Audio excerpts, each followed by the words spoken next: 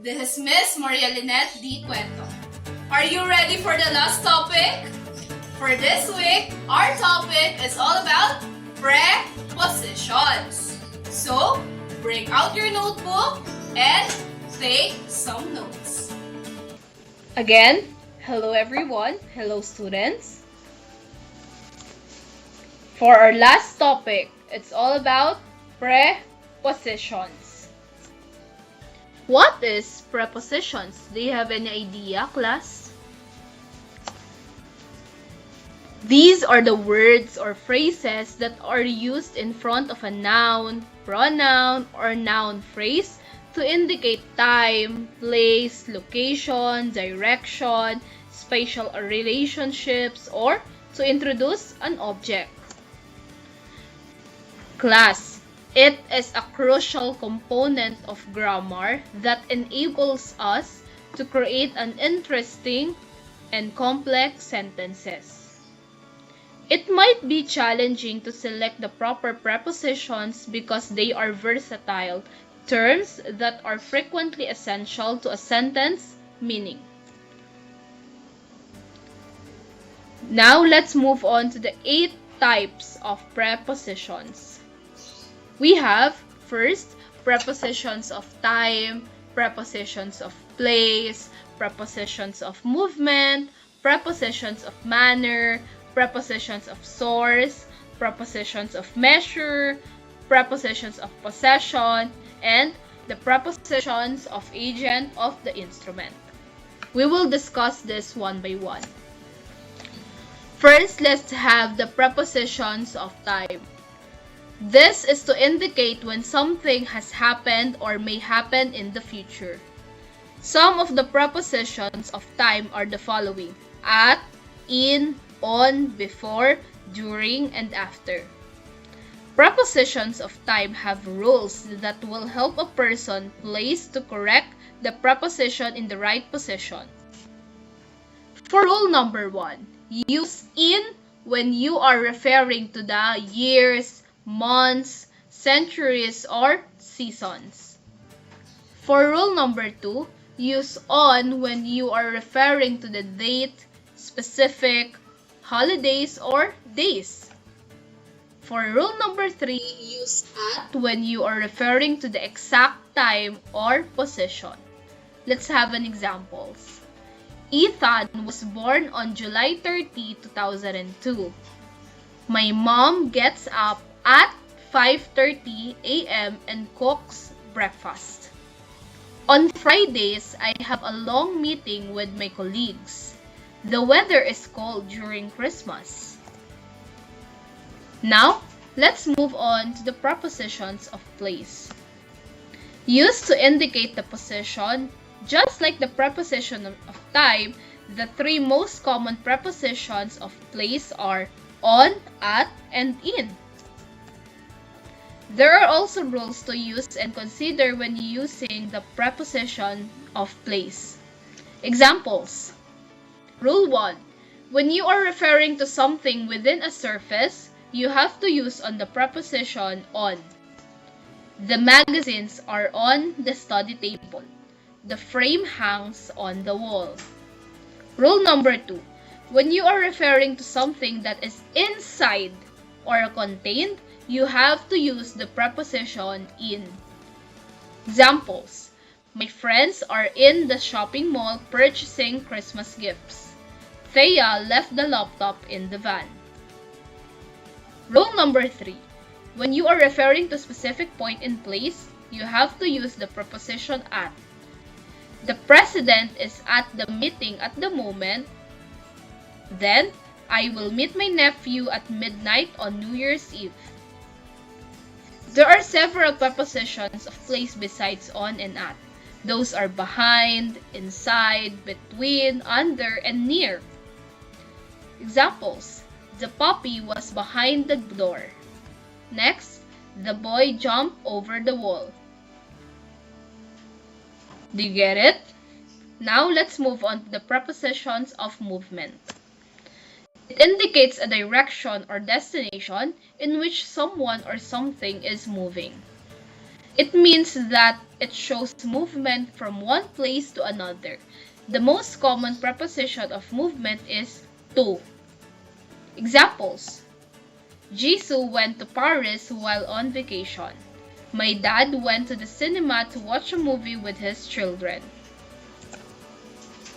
The other prepositions of movement can be added to specify a certain context for the movement. Some examples of prepositional movements are across, through, down, up, past, and around. Rule number 1. When you want to refer to a movement from one side to another, you can use the preposition across. Again, movement from one side to another, across. The ball rolled across the yard quickly.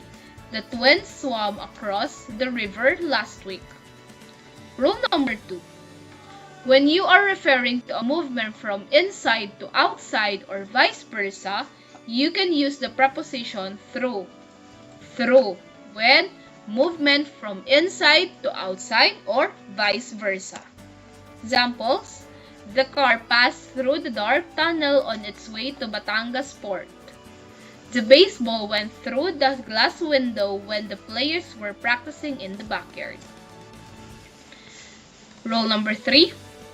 When you are referring to a movement that enters or looks inside, you can use the preposition into. Again, movement that enters or look inside, into. Hannah swam into the cave to rescue the cat. The motorcycle drove into the fence when its driver lost control. Now let's move on to the next type of the preposition, which is the preposition of manner. It describes how things happen or the means by which they happen. Prepositions of manner are composed of by, in, like, with, and on. Examples: the students go to school by taxi. JL sang like a professional. The doctor reacted with anger and when he was confronted by the authorities. Now let's move on to the prepositions of source. It indicates that something or someone originated from another to something or someone. Some of the prepositions of source are from and by. Again, it indicates that something or someone originated from another to something or someone. You may use the word from and by. Examples: I received money from my father in order to buy my necessities. This love letter was written by my crush. Now let's move on to the prepositions of measure. It indicates that the quantity of something with another something or someone. It includes by. Don't be confused. Everyone, take note of this one. Again, it indicates the quantity of something with another something or someone.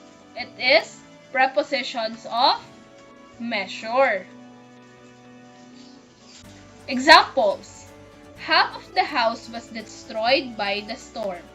I bought a kilogram of lettuce for my vegetable salad. Now, let's move on to the prepositions of possession.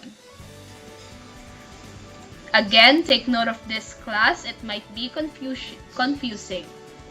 It signifies that something or someone is owned by something or someone else. Again, it signifies that something or someone is owned by something or someone else.